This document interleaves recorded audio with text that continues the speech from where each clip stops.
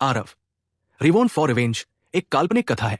इस कहानी में प्रस्तुत सभी पात्र, घटनाएं और स्थान पूरी तरह से लेखक की कल्पना का परिणाम है, किसी भी वास्तविक घटना, व्यक्ति, जाति, संस्कृति या समाज से जुड़ी हुई नहीं है। इस कहानी का उद्देश्य केवल मनोरंजन और शिक्षा है। हम किसी भी प्रकार की धार्मिक, सांस्कृतिक या सामाजिक भावनाओं को ठेस पहुंचाने का उद्देश्य नहीं रखते हैं। यदि किसी श्रोता को इस कहानी में कोई अंश अनुचित या असंगत प्रतीत हो तो कृपया इसे काल्पनिक और मनोरंजन के रूप में ले। इस कहानी का श्रेय पूरी तरह से लेखक को जाता है। कहानी प्रस्तुति में हमारा एक भी श्रेय नहीं है, हम बस कहानी को आवाज देते हैं। अब आगे इतने सारे लोगों के सामने आरव स्वाभाविक रूप से अंतरिक्ष मीनार का उपयोग नहीं करेगा। अंतरिक्ष मीनार का अस्तित्व, यहां तक कि दिव्य राजा शक्तियां भी हिल जाएंगी। किसी के धन को प्रकट न करने का तर्क, आरव को अभी भी इस बात का एहसास था, इसलिए वो उन्हें अंतरिक्ष मीनार के बजाय एक स्थानिक कलाकृति में रख लिया। आरव, तुम अभी भी जवान हो, ध्यान रखना कि इन लोमड़ियों से तुम्हारा शरीर न सूख जाए। आदेश्वर बहुत नाराज हुए जब उन्होंने देखा कि आरव ने वास्तव में इन लड़कियों को अपने अंदर समाहित कर लिया है। इन सुंदरियों ने अभी अभी उनकी जान लेने की कोशिश की थी। अगर वे नर्क में चली गई तो भूल जाओ। लेकिन अब आरव का अनुसरण करने का क्या मतलब है? इसके अलावा आदेश्वर ने देखा कि आरव और पीले रंग की उस महिला ने बाद में वास्तव में दिव्य इंद्रिय का उपयोग करके संवाद किया। इसमें और भी कुछ होना चाहिए जो दिख रहा है। बस इतना ही था कि सर तिलक, इस कांटे के अस्तित्व ने उन्हें अविश्वसनीय रूप से सतर्क कर दिया था। वो केवल उपहासपूर्ण टिप्पणियां ही कर सकते थे। वास्तव में एक बार जब उन्होंने ऐसा कहा तो सभी ने आरव को अजीब निगाहों से देखा। भले ही ये लड़कियां दिव्य आत्मा शरीर थी, लेकिन उनका रूप भी असाधारण था। क्या आरव की ये हरकत हरम बनाने के लिए हो सकती है? आरव ने उसे उदासीन नजर से देखा और कहा, यह मेरा मामला है, इसका तुमसे क्या लेना देना है? तुम हुम्फ, अगर तुम कामुक सुख में लिप्त होना चाहते हो तो तुम्हें इस प्राचीन गुफा से भी बाहर निकलना होगा। आदेश्वर ने ठंडी सांस के साथ कहा। आरव ने मुस्कुराते हुए कहा, इस प्राचीन गुफा से बाहर निकलने के बाद कुछ करना चाहते हो, है ना? मेरी सलाह है कि तुम उन कुटिल विचारों को मन में न लाओ। यह तो दूर की बात है कि तुम्हारा बड़ा भाई 7 पवित्र पुत्रों में से कोई भी हो, चाहे वो लाल तालाब पवित्र भूमि का सम्राट ही क्यों न हो, यह भी यहां बेकार है। मेरे साथ पंगा लोगे तो यहां से बाहर। हाँ, तुम समझदार हो। इस वाक्य ने आदेश्वर को बुरी तरह से जकड़ लिया और उसका गुस्सा तुरंत शांत हो गया। पहले तो वो कुछ गलत काम करना चाहता था, लेकिन आरव के ऐसा कहने पर वो आगे बढ़ने की हिम्मत नहीं कर पाया। बहुत स्पष्ट रूप से उसकी साधना का क्षेत्र थोड़ा कम होने के अलावा आरव की विधियां अंतहीन धाराओं की तरह दिखाई दे रही थी, जो उसकी कल्पना से भी अधिक थी। अगर आरव के बिना पहले की उन मोहक कलाओं को भूल जाइए, यहां तक कि पहले की उस काला पानी की नदी को भी, वे उसे पार नहीं कर सकते थे। अब तक पूरे रास्ते चलते हुए उनके लोगों के समूह का सबसे बड़ा भरोसा वास्तव में सबसे कम साधना लक्ष्य वाला ये दिव्य पारगमन क्षेत्र का लड़का था। आरव, ऐसा लगता है कि कोई और रास्ता नहीं है। क्या हम इस हॉल में प्रवेश कर सकते हैं या नहीं? शुकदेव पूछने के लिए आगे आए। आरव ने उसे एक नजर देखा और कहा, क्या तुमने नहीं कहा था कि तुम अपने कनिष्ठ की स्थिति को महसूस कर सकते हो? शुकदेव ने कड़वाहट से मुस्कुराते हुए कहा, पता नहीं क्यों मैं अभी भी उसे कुटी के बाहर महसूस कर सकता था, लेकिन जब से कुटी में प्रवेश किया है ऐसा लगता है कि हम दोनों के बीच का संबंध खत्म हो गया है। यह सुनकर आरव खुद को सोच में पड़ने से नहीं रोक पाया। अगर शुकदेव ने जो कहा वो सच था तो इस जगह से किसी साजिश की गंध आ रही थी। आरव ने इस बारे में सोचा और कहा, तो कोई और विकल्प नहीं है, अंदर चलो और जांचो। सभी लोग हॉल के दरवाजे के सामने आ गए, लेकिन आदेश्वर और अन्य सभी पक्षियों की तरह थे जो धनुष की टंकार से चौंक गए थे, आगे बढ़ने की हिम्मत नहीं कर रहे थे। यह प्राचीन कुटी अविश्वसनीय रूप से अजीब थी। कौन जानता था कि इस हॉल के दरवाजे के ऊपर कोई छिपी हुई व्यवस्था होगी। आरव सीधे दरवाजे को धक्का देने और अंदर जाने के लिए आगे बढ़ा, लेकिन कुछ नहीं हुआ। जब आदेश्वर और अन्य लोगों ने स्थिति देखी तभी उन्होंने अपना मन शांत किया और आरव के पीछे पीछे बड़े हॉल में चले गए। Transmission array. जैसे ही वे हॉल में दाखिल हुए, किसी ने तुरंत चिल्लाकर कहा। इस विशाल हॉल के अंदर ऐसा लग रहा था कि कुछ और नहीं है, लेकिन वास्तव में इसमें 2 ट्रांसमिशन एरे थे। और ठीक इसी समय एक धुंधला सा प्रेत संघनित होकर बना। इस स्थान पर आने वाला हर व्यक्ति पहले ही परीक्षण पास कर चुका है। आप सभी मेरे यानी कि महान महेंद्रन के भाग्यशाली व्यक्ति हैं। मेरे महान महेंद्रन का जीवन काल पहले ही समाप्त हो चुका है, लेकिन मैंने उत्तराधिकारी की तलाश नहीं की और इस मामले को एक अफसोस के रूप में लिया। इसलिए मरने से पहले मैंने आप सभी के लिए 2 रास्ते तैयार किए हैं। बाई ओर वो ट्रांसमिशन एरे, मैंने सभी के लिए 3 परीक्षण डिजाइन किए हैं। जो व्यक्ति पास होगा वो मेरे महान महेंद्रन के पद को प्राप्त कर सकता है। मैंने महान महेंद्रन ने अपने पूरे जीवन में जो कुछ भी सीखा और संचित किया है वो सब इस ट्रांसमिशन एरे के पीछे है। जब तक आप सभी परीक्षणों से गुजरने में सक्षम है ये सब आपका है। दाई ओर वो ट्रांसमिशन एरे बाहरी दुनिया की ओर ले जाता है। जो लोग परीक्षण स्वीकार करने को तैयार नहीं है वे अपनी मर्जी से जा सकते हैं। भ्रामक प्रेत ने कहा। प्रेत एक बूढ़ा आदमी था जो ताओवादी पोशाक पहने हुए था, लंबे बाल लहरा रहे थे और ऋषि जैसा दिख रहा था। लेकिन उसने खुद को महान महेंद्रन कहा, जिससे लोगों के होश उड़ गए। बहुत स्पष्ट रूप से यह महान महेंद्रन प्राचीन गुफा का मालिक था और महान महेंद्रन के शब्दों ने तुरंत भीड़ में भारी हंगामा मचा दिया। तो वो काला पानी की नदी और पहले से चौक में सुंदरिया वास्तव में सभी परीक्षण थे। अब स्थिति को देखते हुए ये महान महेंद्रन शायद कम से कम एक स्वर्गीय गहन क्षेत्र की शक्ति भी है। अगर हम उसके पद को विरासत में ले सकें तो हम एक ही छलांग में आसमान तक पहुंच जाएंगे। हे विरासत मिलेगा? तुम लोग बहुत ज्यादा सोच रहे हो, है ना? पहले के 2 परीक्षण पहले से ही बहुत चौंका देने वाले थे। अगर हम परीक्षण स्वीकार करने के लिए अंदर जाते हैं तो मृत्यु की तलाश करने से ये कैसे अलग है? ये सही है, ये जगह बहुत विचित्र है। हम अभी भी यहां क्यों रह रहे हैं? हमारी छोटी छोटी जिंदगियां ज्यादा महत्वपूर्ण है। ये मार्शल कलाकार बहुत जल्दी 2 गुटों में विभाजित हो गए। एक गुट बाई ओर के ट्रांसमिशन सरणी में प्रवेश करना चाहता था, जबकि दूसरा गुट दाई ओर के ट्रांसमिशन सरणी में प्रवेश करना चाहता था और तुरंत बाहर निकलना चाहता था।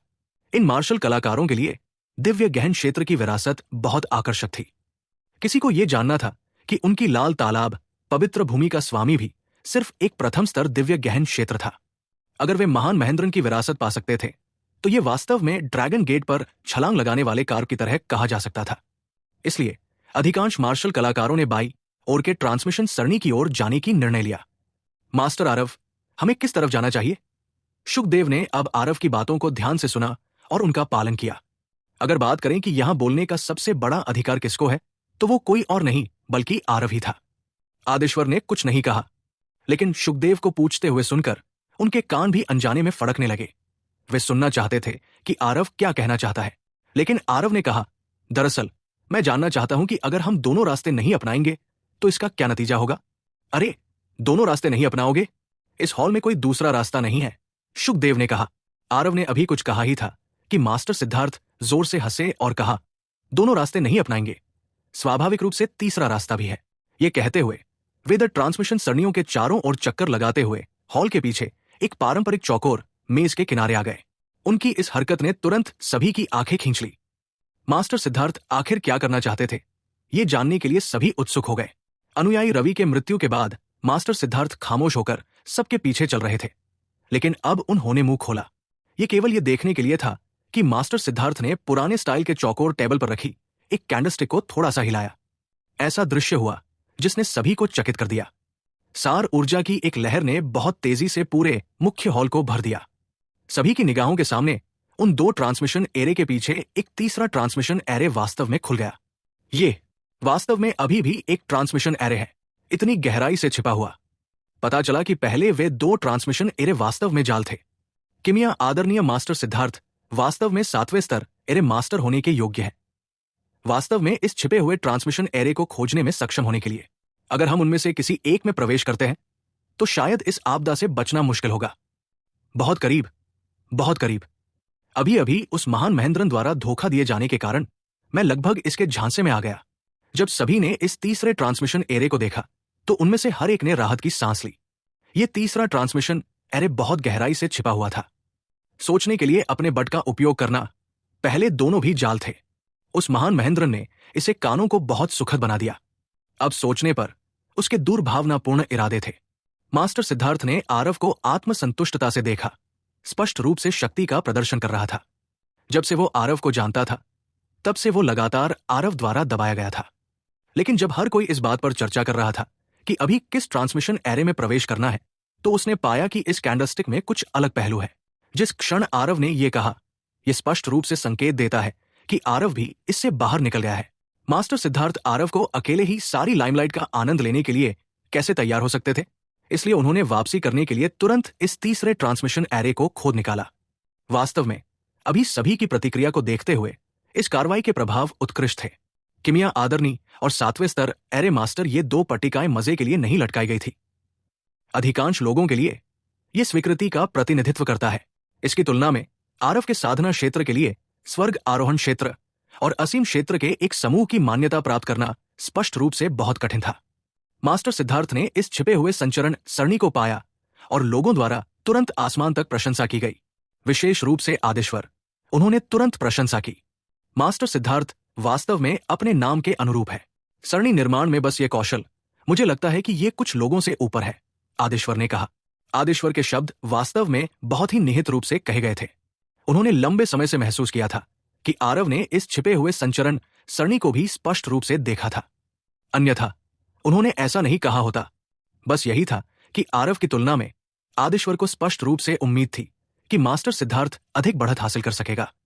भले ही आदेश्वर को पता था कि आरव की समग्र शक्ति मास्टर सिद्धार्थ की तुलना में बहुत अधिक दुर्जेय थी, फिर भी वो आरव को परेशान करने में सक्षम होने के लिए बहुत इच्छुक था।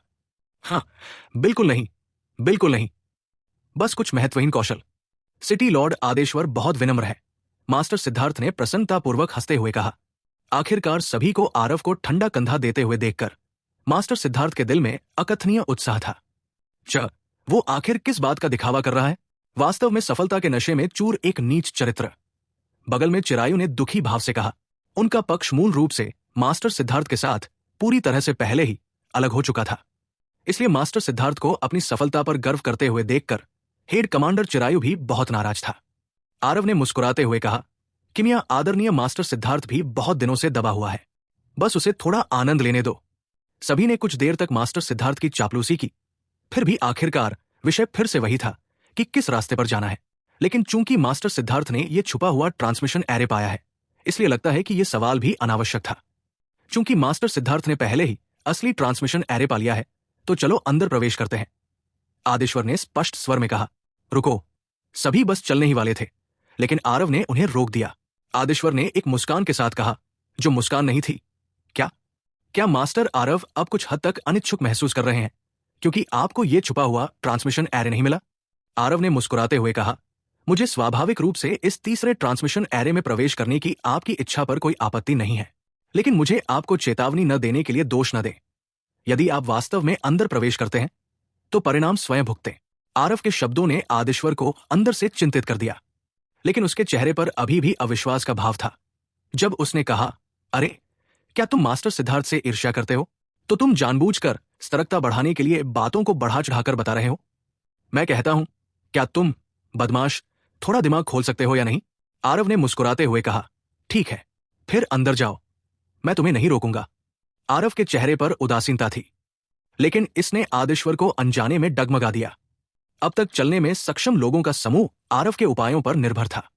आदेश्वर ने पहले ही गुफा के बाहर आरव को देखा था और महसूस किया कि यह लड़का सरल नहीं था। अंदर जाने के बाद आरव ने विभिन्न प्रकार के साधनों को प्रदर्शित किया, जिससे वो और भी अधिक उत्सुक हो गया। अब आरव ने कहा कि इस तीसरे ट्रांसमिशन सरणी में एक समस्या है। आदेश्वर के पास सभी प्रकार के संदेहों को पालने के अलावा कोई विकल्प नहीं था। आरव, ये मत सोचो कि तुम लोगों के मन को बहलाने के लिए कुछ शब्दों का उपयोग कर सकते हो, क्योंकि तुमने पहले भी कुछ चालें दिखाई है। तुम क्यों नहीं कहते, अगर ये तीसरा ट्रांसमिशन सरणी सच्चा मार्ग नहीं है तो ये अभी क्यों छिपा हुआ है? मास्टर सिद्धार्थ ने दुखी होकर कहा। वो अभी थोड़ी देर के लिए ही खुश था और आरव फिर से दुश्मनी भड़काने के लिए बाहर आ गया। ये अजीब होगा अगर वो खुश हो सकता। मास्टर सिद्धार्थ के विचार में आरव का यह कहना लोगों के मन को पूरी तरह से बहलाने वाला था। आरव ने यह सुनकर मुस्कुराया और कहा, यह कैसा रहेगा?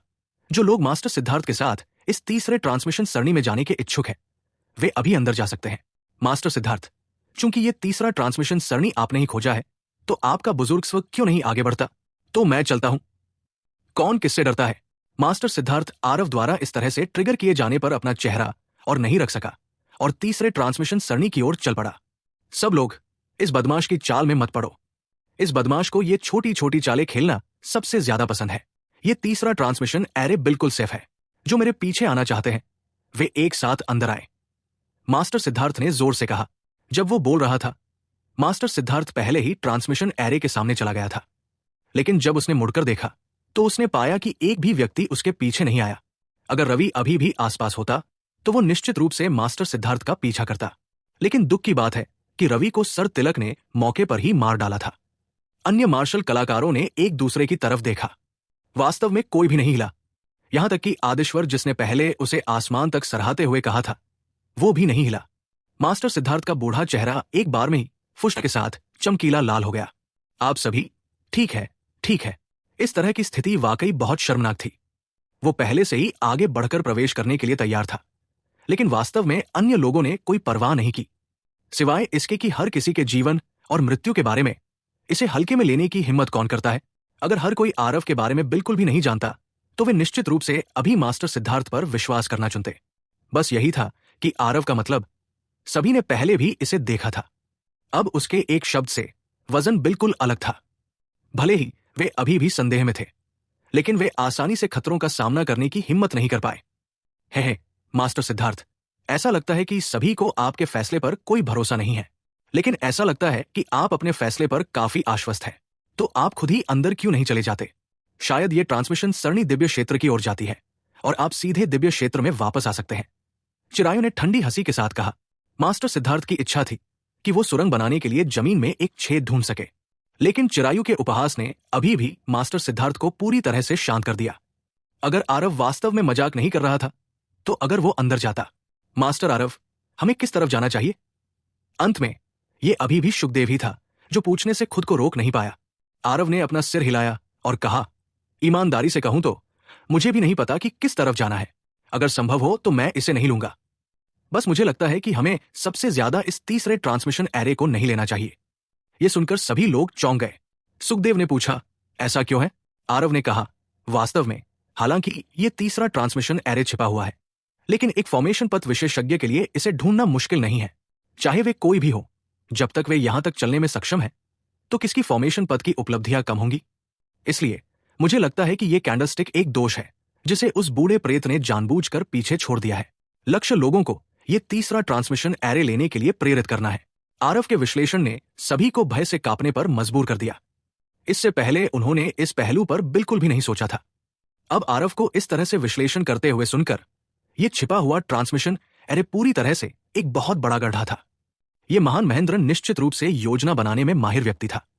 मरने के बाद भी वो सभी की मानसिक स्थिति को पूरी तरह से सहमत है। सामान्य परिस्थितियों में एक बार जब लोगों के एक समूह को एक छिपे हुए ट्रांसमिशन एरे का पता चलता, तो वे निश्चित रूप से सोचते कि यह छिपा हुआ ट्रांसमिशन एरे सुरक्षित है। ये तो बेहतर होगा कि हम पहले 2 ट्रांसमिशन एरे ले लें, सिटी लॉर्ड सुखदेव ने झिझकते हुए कहा। आरव ने अपना सिर हिलाया और कहा, शायद उन 2 ट्रांसमिशन एरे में भी खतरा है, लेकिन तुलनात्मक रूप से कहें तो ये तीसरे की तुलना में थोड़ा बेहतर होना चाहिए। लेकिन ऐसा लगता है कि अगर हम ट्रांसमिशन एरे में से किसी एक से नहीं गुजरे तो यहां से निकल पाना शायद काफी मुश्किल होगा। आरव ने पहले ही इस महान हॉल का ध्यानपूर्वक सर्वेक्षण किया था। इन 3 ट्रांसमिशन एरे के अलावा वहां जाने के लिए कोई और रास्ता नहीं दिख रहा था, जिसका मतलब यह भी था कि उन्हें पार करने के लिए ट्रांसमिशन एरे में से किसी एक को चुनना होगा। अब क्या करें? क्या इसका मतलब यह नहीं है कि हम चाहे जो भी रास्ता चुने, खतरा तो रहेगा ही? सिटी लॉर्ड सुखदेव ने पूछा। आरव ने सिर हिलाया और कहा, ट्रांसमिशन एरे की तरफ किस तरह की स्थिति है इसकी गारंटी कोई नहीं दे सकता, लेकिन अगर मुझे चुनना है तो मैं दाई ओर के ट्रांसमिशन एरे की तरफ ज्यादा झुकूंगा। दाहिनी ओर वाला ट्रांसमिशन एरे? क्या तुम मजाक कर रहे हो? ऐसा सौदा कैसे हो सकता है? अगर यह सच में वैसा ही है जैसा तुम कह रहे हो, तो वो महान महेंद्रन हमें आसानी से कैसे जाने दे सकता है? आदिश्वर ने ठंडी मुस्कान के साथ कहा। आरव मुस्कुराया और बोला, तुमने जो कहा वो सही है। इसके अलावा मैं जानता हूं कि ज्यादातर लोग शायद यही सोच रहे होंगे। इसके अलावा मुझे लगता है कि यह तथा कथित महान महेंद्रन जानबूझकर एक भ्रामक रणनीति बना रहा है। शायद ये हमें इस तरह से सोचने के लिए मजबूर कर रहा है। ये ट्रांसमिशन एरे जहां ले जाता है वो निश्चित रूप से कोई रास्ता नहीं है, लेकिन ये इन तीनों रास्तों में सबसे सुरक्षित रास्ता होना चाहिए। आरव ने अपनी बात खत्म की। सभी ने अनायास ही सोचना शुरू कर दिया। अगर आरव न होते तो वे कभी नहीं सोचते कि इन तीनों ट्रांसमिशन एरे में वास्तव में इतनी जटिल साजिशें हैं। ऐसा लगता है कि जब से वे इस गुफा में आए हैं, तब से इस महान महेंद्र ने सभी को बातों से बहकाया है। ऐसा लग रहा था कि उनके द्वारा उठाया गया प्रत्येक कदम महान महेंद्रन की साजिश से बच नहीं सकता था। यह भावना अंधेरे में उन्हें घूरती हुई आंखों की जोड़ी की तरह थी, जैसे उनकी पीठ पर चुभन हो। एक मरा हुआ आदमी जो अनगिनत वर्षों से मरा हुआ था, वास्तव में इतनी सटीक योजना बनाने में सक्षम है। यह व्यक्ति बस बहुत डरावना था। सभी को लगा कि आरव ने जो कहा वो बहुत बेतुका था, लेकिन वे आरव का खंडन करने के लिए इससे बेहतर कारण नहीं खोज पाए। इसके अलावा उन्होंने ये भी महसूस किया कि आरव को वास्तव में बहुत आत्मविश्वास नहीं था, क्योंकि कोई नहीं जानता था ट्रांसमिशन सरणी कहाँ ले जाती है। लेकिन बिना किसी संदेह के आरव का विश्लेषण महान महेंद्रन के खिलाफ सबसे बड़ा पलटवार था। सिटी लॉर्ड शुकदेव ने एक गहरी सांस ली। ऐसा लग रहा था कि उन्होंने बहुत दृढ़ संकल्प किया है, क्योंकि उन्होंने कहा, मास्टर आरव, मैं आपकी बात सुनूंगा। हम इस दाई ओर के ट्रांसमिशन सरणी को लेंगे। जैसा कि उन्होंने कहा, शुकदेव वास्तव में सीधे उस ट्रांसमिशन सरणी की ओर चले गए। चिरायु ने स्थिति को देखते ही शुकदेव को पकड़ लिया और कहा, सिटी लॉर्ड, मुझे आगे रहने दीजिए। अपनी बात समाप्त करके चिरायु ने एक कदम आगे बढ़ाया और संचरण व्यू के अंदर प्रवेश कर गया। सिटी लॉर्ड शुकदेव को भी जरा सी भी हिचकिचाहट नहीं हुई। वो सीधे संचरण व्यू में प्रवेश कर गया। भाई तिलक, चलो हम भी चलते हैं, आरव ने शांत भाव से कहा। सर तिलक ने थोड़ा सिर हिलाया और आरव के साथ ट्रांसमिशन एरे में प्रवेश कर गया। ट्रांसमिशन एरे में प्रवेश करने के लिए आगे आने वाले इन चंद लोगों के अलावा बाकी लोगों को और क्या कहना था। बहुत स्पष्ट रूप से इस समय आरव पर भरोसा करने पर बचने की संभावना मास्टर सिद्धार्थ पर भरोसा करने से कहीं अधिक थी। आदिश्वर को डर था कि कहीं आरव की नजर न पड़ जाए, और वो पहले ट्रांसमिशन एरे में प्रवेश कर गया। बाकी लोग भी एक एक करके अंदर चले गए। मास्टर सिद्धार्थ के चेहरे पर दुविधा की भावना थी और आखिरकार वो भी अंदर चला गया। जब सभी लोग ट्रांसमिशन सरणी में गायब हो गए तो महान महेंद्रन के उस बेहोश प्रेत की मूल रूप से खोखली आंखें वास्तव में जीवंत हो गई। ये महान महेंद्रन मूल रूप से केवल एक सरणी निर्माण प्रक्षेपण था। इस समय इसमें वास्तव में बुद्धिमत्ता थी, केवल ये देखने के लिए कि महान महेंद्रन भयावह रूप से मुस्कुराए और कहा, हेन, कितना चतुर लड़का है, लेकिन इस बूढ़े आदमी द्वारा स्थापित आकस्मिकताओं से बचना ये इतना आसान कैसे हो सकता है। अजीब हंसी के बीच महामहिम महेंद्रन का बेहोश प्रेत धीरे धीरे गायब हो गया। एक रोशनी चमकी। ट्रांसमिशन सरणी के अंदर से लोगों की आकृतियां बाहर निकली। उनकी आंखों के सामने पूरा अंधेरा था। भले ही मार्शल कलाकारों की दृश्य क्षमता आम लोगों से कहीं ज्यादा हो, लेकिन वे जो क्षेत्र देख सकते थे वो केवल 100 फीट या उससे भी कम था। यहां कैसी जगह है? इतना अंधेरा। मुझे ऐसा क्यों लग रहा है कि हम किसी कब्र में घुस गए हैं? ये सच में ऐसा ही लगता है। क्या ये हो सकता है कि ये महान महेंद्रन की कब्र हो? कुछ शब्दों के बाद सभी को इस जगह की खासियतें बहुत जल्दी पता चल गई। क्या ये जगह इस प्राचीन गुफा का असली मुख्य क्षेत्र हो सकती है? इसका मतलब यह भी है कि इस ट्रांसमिशन सरणी से हमारा आना सही विकल्प था, शुकदेव ने कहा। सिटी लॉर्ड शुकदेव जानते थे कि इस प्राचीन गुफा के जोखिम को छिपाने के वजह से आरव उस पर खपा होगा। इसलिए वे आरव की क्षमा पाने के लिए मूल रूप से आरव के पक्ष में मजबूती से खड़े रहे। ऐसा माना जाता था कि सिटी लॉर्ड शुकदेव ने इस बात को समझ लिया था कि इस प्राचीन गुफा से बाहर निकलने के लिए उन्हें आरव पर ही निर्भर रहना पड़ेगा। इसलिए बिना किसी हिचकिचाहट के ट्रांसमिशन सरणी में प्रवेश करना उनका दृढ़ रुख व्यक्त करने के लिए था। शुकदेव, आरव की चापलूसी करना बंद करो। यह जगह बहुत ही भयावह है, यहां कुछ खतरा हो सकता है। अभी ये कह रहे हो कि यह रास्ता सही है, लेकिन थोड़ी देर में अपने ही मुंह पर तमाचा न मार लो, आदिश्वर ने कहा। सिटी लॉर्ड शुकदेव ने ठंडी मुस्कान के साथ कहा, अगर ऐसा है तो तुम यहां हमारे पीछे क्यों? पहले ही आ गए और तुम अभी भी एक तरफ से व्यंग्य कर रहे हो। तुम्हारी खाल बहुत मोटी है। तुम मास्टर सिद्धार्थ को देखो, अंदर आने के बाद उसने एक पाद भी नहीं छोड़ी। ये समझदारी है। मास्टर सिद्धार्थ का बूढ़ा चेहरा एक बार फिर लाल हो गया, लेकिन अपनी छोटी सी जान की खातिर उसने फिर भी समझदारी से अपना मुंह बंद रखा। रवि पहले ही मर चुका था। अभी उसकी स्थिति बहुत अजीब थी। थोड़ा लो प्रोफाइल रहना बेहतर था। सिटी लॉर्ड शुकदेव, तुम मौत को दावत दे रहे हो क्या? तुम्हें लगता है कि मैं तुमसे डरता हूं? दोनों लोगों के बीच शब्दों का आदान प्रदान हुआ, जो एक पल के लिए खतरनाक रूप से विस्फोटक होने वाला था। आरव ने गहरी सांस ली और कहा, आदिश्वर, बस थोड़ा रुक जाओ। अभी सब चींटियों की तरह एक ही कतार में खड़े हैं। अगर तुम वाकई बर्बादी की राह पर चलना चाहते हो तो मैं तुम्हें भी नहीं रोकूंगा, लेकिन अगर तुम जिंदा रहना चाहते हो तो थोड़ा संभल कर रहो। अगर मुसीबतें खड़ी करते रहोगे, मैं ये गारंटी नहीं दे सकता हूं कि अगली बार कुछ गलत नहीं होगा। आदिश्वर के चेहरे पर भाव बदल गए और उन्होंने कहा, आरव, क्या तुम मुझे यहां धमका रहे हो? आरव ने मुस्कुराते हुए कहा, तुम्हें धमका रहा हो? मेरा इतनी ताकत के रहते मैं तुम्हें कैसे धमका सकता हूं? या शायद इस जगह पर मुझे तुम्हें धमकाना है? इस गुफा के अंदर खतरे भरे थे और धमकी देने की बिल्कुल भी जरूरत नहीं थी। जब उन्हें फिर से खतरा हुआ तो आरव को बस नाव को धारा के साथ धकेलना था। आदिश्वर ये भी जानते थे कि अभी आरव पर निर्भर रहने वाले लोग बहुत हैं। ये खतरा जो खतरा नहीं था, बहुत व्यावहारिक था। उसने ठंडी सांस ली और वास्तव में अब और कुछ नहीं बोला। लोगों का समूह आगे की खोज जारी रखा, लेकिन रास्ते में अविश्वसनीय रूप से सतर्क थे। लेकिन एक दुर्लभ क्षण में कोई भी खतरा बिल्कुल भी नहीं दिखाई दिया। पता नहीं कितनी देर में अचानक उनके सामने उजाला हो गया। वे वास्तव में एक खुले और चौड़े क्षेत्र में पहुंच गए। एन, कितनी खुशबूदार! ये कौन सी खुशबू है? ये वास्तव में इतनी खुशबूदार है। अचानक एक नाजुक खुशबू की लहर आई जो सभी के नथुनों में घुस गई, जिससे तुरंत उनके दिल और दिमाग को तरोताजा होने का एहसास हुआ। जब आरव ने सभी के नशे में धुत रूप को देखा तो उसके चेहरे पर अनायास ही भाव बदल गए और वो जल्दी से चिल्लाया, गंध मत लो, ये खुशबू जहरीली है।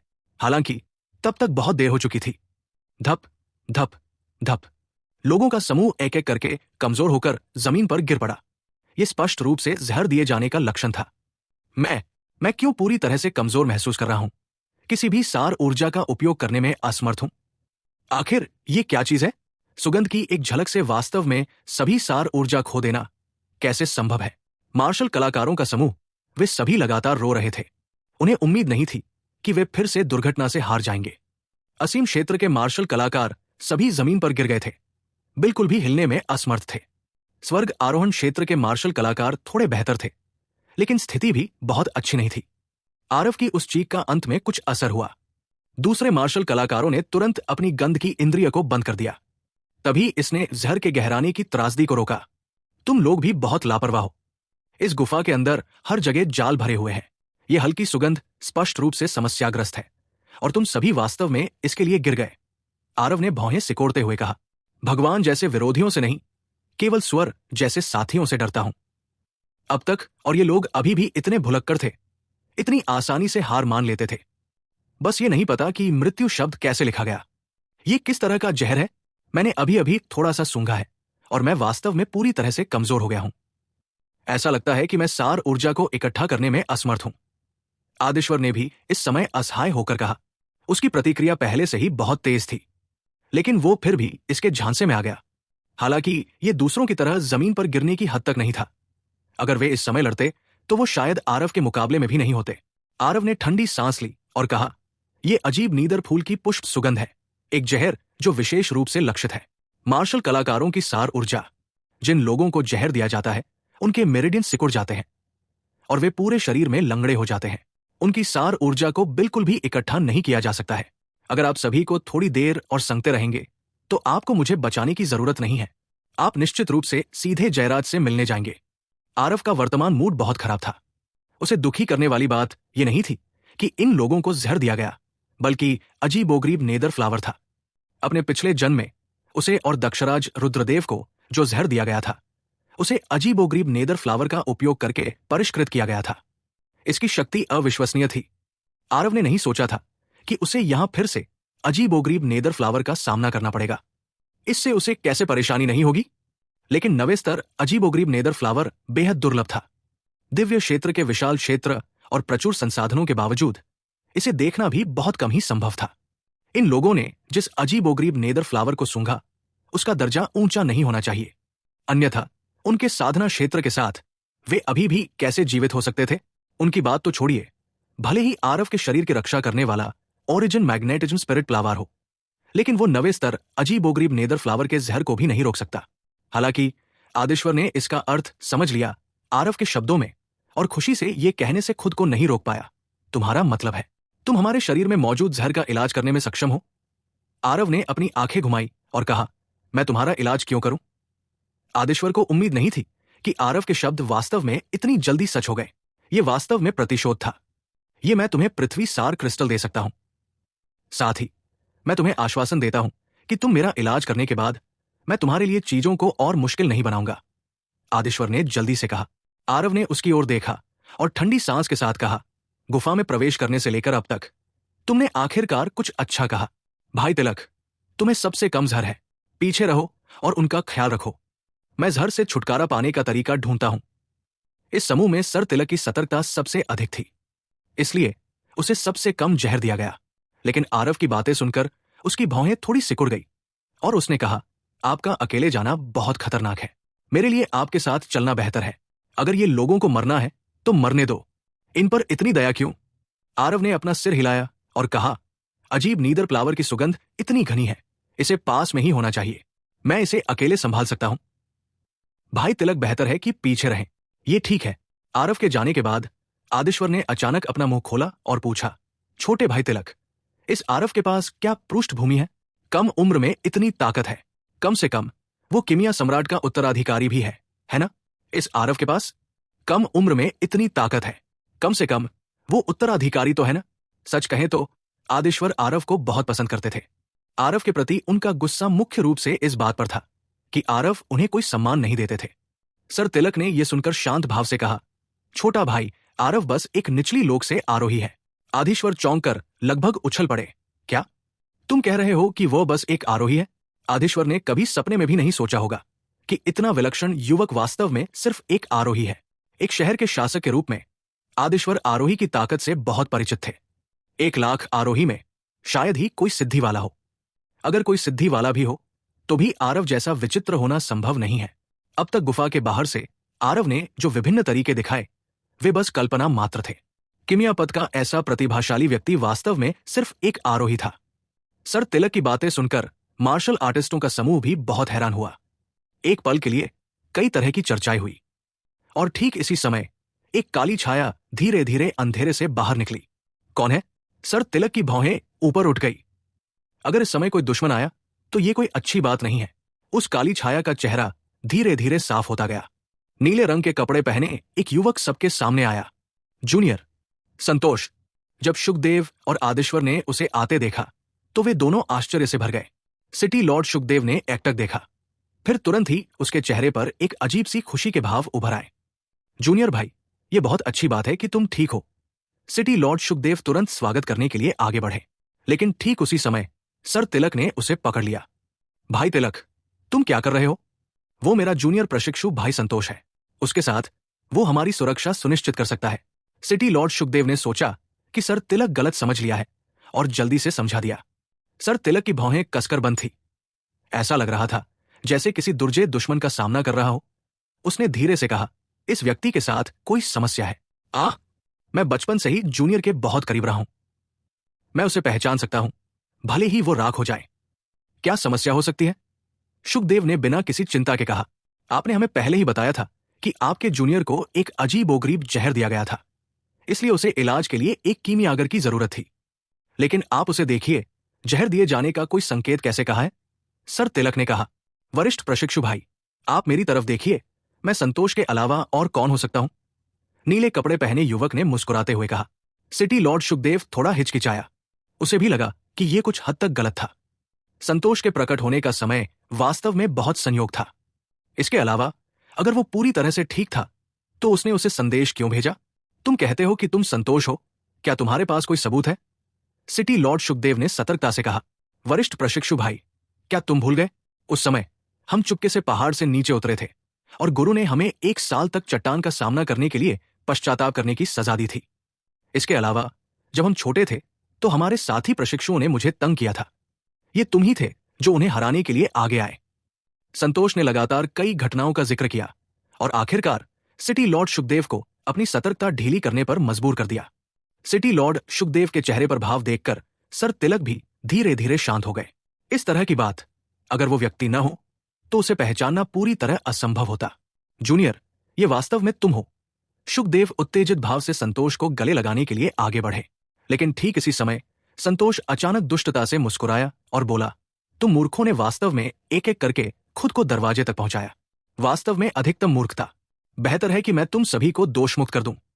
दूसरी तरफ आरव ने आखिरकार फूलों की खुशबू का पीछा करते हुए खुद ही अजीबोगरीब नेदर फ्लावर को ढूंढ निकाला। यह फूलों का एक समुद्र था और बीच में एक वेदी थी। वेदी पर एक विशाल ताबूत था। यह दृश्य देखकर आरव की अभिव्यक्ति बदलने से नहीं बच सकी। Hope spirit wood, strange nether flower, soul sealing stone. कोई आश्चर्य नहीं कि यहां इतने सारे स्ट्रेंज नेदर फ्लावर हैं। पता चला कि यह स्ट्रेंज नेदर फ्लावर की शक्ति उधार लेकर दिव्य आत्मा को सील करना है। ऐसा लगता है कि यह प्राचीन ग्रोटो वास्तव में अनगिनत वर्षों तक अस्तित्व में रहने के लिए बनाई गई एक योजना है। आरव ने कहा जब उसका चेहरा थोड़ा बदल गया। Strange nether flower martial artist को सार ऊर्जा खोने में सक्षम थे, लेकिन इसका एक और कार्य भी था। होप स्पिरिट वुड और सोल सीलिंग स्टोन के साथ मिलकर यह दिव्य आत्मा के खर्च को अधिकतम सीमा तक कम कर सकता था। आरव ने पहली नजर में देखा कि वेदी पूरी तरह से सोल सीलिंग स्टोन से बनी थी, जबकि ताबूत होप स्पिरिट वुड से बना था। इन चीजों को एक साथ जोड़कर और गुप्त कलाओं के साथ पूरक करके कोई दिव्य आत्मा को सील कर सकता है और दिव्य आत्मा को नष्ट होने से बचा सकता है। इस तरह की विधि बेहद अस्पष्ट थी। आरव ने इसे पहले केवल एक प्राचीन रिकॉर्ड में देखा था। अब इस वेदी और ताबूत को देखकर उसने तुरंत इसे एक साथ जोड़ दिया। ऐसा लगता है कि इस महान महेंद्रन के मन में स्वर्गीय दांव का विरोध करने की इच्छा है। इस तरह के साधनों के माध्यम से पुनर्जीवित होने का अवसर प्राप्त करना चाहता है। ऐसा लगता है कि उन सभी को कठपुतलियों में परिष्कृत करके चौक में रखा जाना संयोग से नहीं हुआ था। इस तरह की विधि के लिए पोषण के रूप में बड़ी संख्या में मार्शल कलाकारों की दिव्य आत्मा की आवश्यकता होती है, जबकि हम और पहले के लोग प्राचीन गुफा में प्रवेश करके उसके लिए इस तरह का अवसर प्रदान करते हैं। हे, कितना कपटी साधन, आरव ने ठंडे व्यंग्य के साथ कहा। इस तरह की विधि बहुत ही क्रूर थी, जिसमें बलिदान के रूप में बड़ी संख्या में जीवित आत्माओं की आवश्यकता होती थी। इसलिए आरव को भी इससे बहुत घृणा थी। यह सिर्फ घृणा थी, घृणा भले ही वो जानता था कि महान महेंद्रन इस तरह के साधनों का उपयोग करते हैं। आरव के पास इसका मुकाबला करने की क्षमता भी नहीं थी। आरव की गणना के अनुसार इस महान महेंद्रन की ताकत शिखर स्वर्गीय गहन क्षेत्र होनी चाहिए। इसके अलावा उन्होंने निर्माण पथ और कीमिया पथ में असाधारण सिद्धियां प्राप्त की थी। ऐसे व्यक्ति द्वारा स्थापित आकस्मिकता को दिव्य पारगमन क्षेत्र के लड़के द्वारा कैसे नष्ट किया जा सकता है? लेकिन आरव एक बात की पुष्टि कर सकते थे। यहां पहुंचने में सक्षम होना यह दर्शाता है कि उन्होंने जो संचरण सरणी चुनी थी वो सही थी। यदि वे अन्य 2 संचरण सरणियों को चुनने जाते तो यह निश्चित रूप से और भी अधिक खतरनाक होता। सबसे महत्वपूर्ण बात उन लोगों को ठीक करना था। अन्यथा एक बार जब उनकी दिव्य आत्माएं महान महेंद्रन द्वारा भस्म हो जाती, परिणाम इतने भयानक होते कि कल्पना करना भी मुश्किल होता। इस तरह की चीज का मारक खोजने के मामले में आरव अभी भी बहुत कुशल थे। चूंकि वहां अजीबोगरीब निचले फूलों का इतना बड़ा पैच था, इसलिए यहां मारक वस्तु अवश्य होनी चाहिए। किसी भी तरह से ये अजीबोगरीब नेदर फूल आरव को नुकसान नहीं पहुंचा सकते थे। इसलिए उन्होंने भी बिना किसी संकोच के खोज शुरू कर दी। अजीबोगरीब नेदर फ्लावर्स इस तरह की विदेशी जहरीली वस्तु है। सामान्य परिस्थितियों में मारक वस्तु आसपास ही मिल सकती है। बस ये था कि जो लोग औषधीय सिद्धांत को नहीं समझते थे, भले ही मारक उनके सामने रखा गया हो, वे इसे पहचान नहीं पाएंगे। लगभग 1 घंटे बाद आरव को आखिरकार अजीबोगरीब नेदर फ्लावर्स के घने जंगल के नीचे मारक वस्तु मिल गई, पिनेट स्टार ग्रास।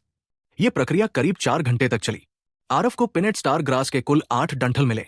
इतने सारे लोगों के अजीबोगरीब नेदर फ्लावर के जहर को खत्म करने के लिए इसका इस्तेमाल करना काफी होगा। मारक प्राप्त करने के बाद आरव बस जाने ही वाले थे, लेकिन उन्हें करहाने की आवाजें सुनाई दी। मदद करो। अस्पष्ट रूप से आरव ने किसी को मदद के लिए पुकारते हुए सुना, लेकिन इस जगह पर उनके साथ यात्रा करने वाले मार्शल कलाकारों के अलावा और कौन मदद के लिए पुकारेगा? और ये आवाज साफ तौर पर ताबूत की दिशा से आ रही थी। ये दिशा उस दिशा से बिल्कुल विपरीत थी जहां से वो आया था, जिससे ये संभावना और भी कम हो गई कि उसके साथ यात्रा करने वाले मार्शल आर्टिस्ट वहां होंगे। आरव की भौहें तंग गई, लेकिन फिर भी उसने वहां से जाने का फैसला किया। ये जगह बहुत खतरनाक थी। कौन जानता था कि मदद के लिए ये पुकार एक बड़ा जाल थी या नहीं। लेकिन जैसे ही वो वहां से जाने वाला था, वो आवाज एक बार फिर आई, मदद करो, मैं लाल ताला पवित्र भूमि से संतोष हो। ये नाम सुनकर आरव अंततः अपने कदमों को रोक नहीं सका। संतोष के लिए ये नाम कोई नई बात नहीं थी। क्या ये शुकदेव का कनिष्ठ प्रशिक्षु भाई नहीं था? शुकदेव ने कहा कि उसके कनिष्ठ को एक अजीबोगरीब जहर दिया गया था, इसलिए वो उसे मास्टर सिद्धार्थ के साथ लाने के लिए खोजेगा। अब इस तरह की स्थिति में क्या यह हो सकता है कि संतोष को जो हुआ वो इस अजीबोगरीब निचले फूल का जहर के वजह से? कुछ छलांग लगाकर आरव वेदी के करीब पहुंच गया। वास्तव में उसने एक नीले कपड़े पहने युवक को वेदी के किनारे अपनी मृत्युशैया पर लेटा हुआ देखा। उसकी शक्ल दयनीय थी। तुम संतोष हो? आरव ने भौहें सिकोड़ते हुए पूछा। संतोष ने कमजोर नजर से सिर हिलाया और कहा, बिल्कुल ये मैं हूं। एल छोटे भाई, तुम मुझे जानते हो। क्या ऐसा हो सकता है कि तुम्हें मेरे वरिष्ठ प्रशिक्षु भाई ने यहां लाया हो? तुम यहां आए हो, मेरे वरिष्ठ प्रशिक्षु भाई का क्या हुआ? आरव की भौहें थोड़ी सिकुड़ गई। संतोष पर नजर डालते हुए उसने पाया कि उसे वाकई बहुत गंभीर जहर दिया गया है। जहर हो या न हो, आरव से छिपना असंभव था। लेकिन आरव ने अपनी सतर्कता नहीं छोड़ी और लगातार संतोष के हाव भाव पर नजर रखता रहा। उसकी हरकतों का छोटा सा हिस्सा, सब कुछ आरव की नजरों से नहीं छिप सका। बस इतना था कि इस प्रक्रिया के दौरान संतोष के हाव भाव में कोई अनियमितता नहीं थी। ये सिर्फ एक ऐसे व्यक्ति के हाव भाव थे जो निराश हो गया था, लेकिन फिर उसे उम्मीद दिखी। तुम्हारे वरिष्ठ प्रशिक्षु भाई को भी जहर दिया गया है। वो अभी वही है। मैं उसके लिए मारक खोजने आया हूं, आरव ने कहा। संतोष ने यह सुनकर बहुत खुश हुआ और बोला, सच में? यह बहुत बढ़िया है। छोटे भाई, क्या तुम मुझे मेरे वरिष्ठ प्रशिक्षु भाई से मिलवा सकते हो? आरव ने कहा, तुम इस तरह कैसे जाओगे? बेहतर होगा कि मैं पहले तुम्हारे जहर का इलाज करूं। यह कहते हुए आरव ने चौकर छाछ निकाली और पिनेट स्टार ग्रास को साफ करके उसका रस निकाला। फिर एक कंटेनर में रखकर उसने संतोष के लिए थोड़ा सा निकाला। क्या क्या ये चीज काम कर सकती है? संतोष ने संदेह से पूछा। बेशक ये काम कर सकती है, आरव ने शांत भाव से कहा। संतोष ने संदेह से पिनेट स्टार ग्रास का रस पिया। वास्तव में उसने पाया कि उसके शरीर के भीतर की सार ऊर्जा धीरे धीरे ठीक हो रही थी।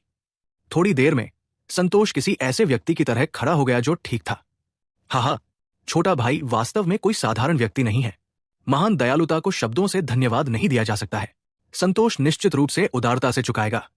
संतोष ने अपने हाथ जोड़े और कहा। लेकिन आरव ने उदासीनता से कहा, यह ठीक है, मैं भी वही करने की पूरी कोशिश कर रहा था जो मुझे सौंपा गया था। ऐसा कैसे हो सकता है? मेरा सीनियर है, मैं हूं। ओह ठीक है, जल्दी से मुझे सीनियर अप्रेंटिस भाई को खोजने ले चलो, मैं उसके बारे में बहुत चिंतित हूं, संतोष ने कहा। आरव ने अपना सिर हिलाया और संतोष को उस जगह ले गया जहां सभी आराम कर रहे थे। युवा गुरु, इस व्यक्ति के साथ कुछ गड़बड़ है, आपको सावधान रहना होगा।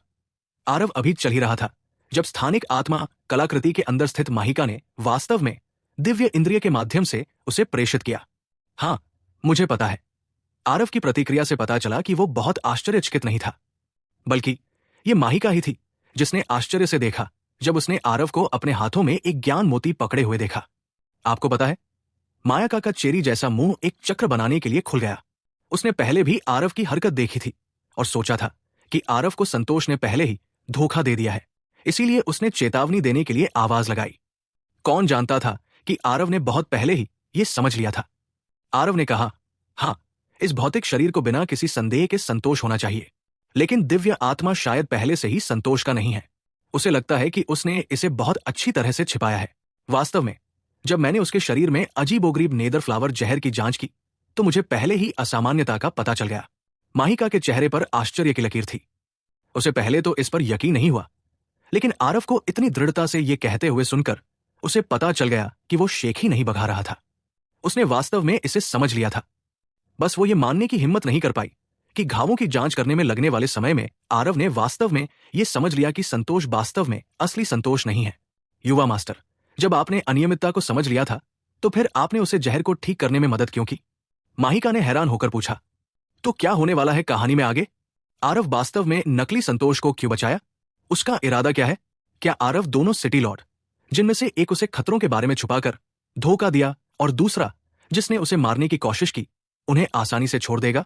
मास्टर सिद्धार्थ का हिसाब कैसे करेगा आरव? क्या इस आत्मा बांधने वाला सरणी से Aarav master Siddharth, city Lord Sukhdev, city Lord Adeshwar और बाकी खोतरों को मार डालेगा या उन्हें दया करके बच लेगा? क्या करेगा आरव? चलिए अगले कुछ एपिसोड्स में इन सवालों को जवाब ढूंढते हैं।